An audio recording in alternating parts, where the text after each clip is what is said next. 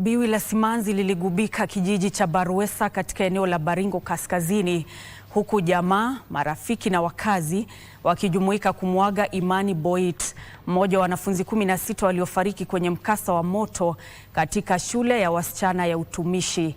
Jumbe za rambirambi zilimwelezea Imani kuwa msichana mwenye nidhamu, mchangamfu na mwenye matumaini ambaye alifaulu katika masomo yake.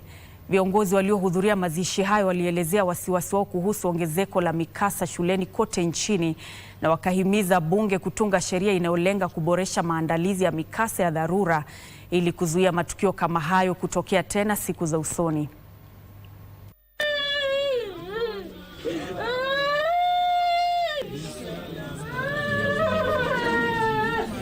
I wish I could hold you one more time. Hear your laughter once more and tell you how proud I am of the beautiful young women you became. I wish you had given me more time together.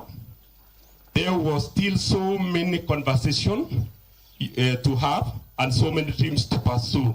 Huyo mtoto nimetembea naye kama mzazi. Alikuwa ni mtoto mzuri sana.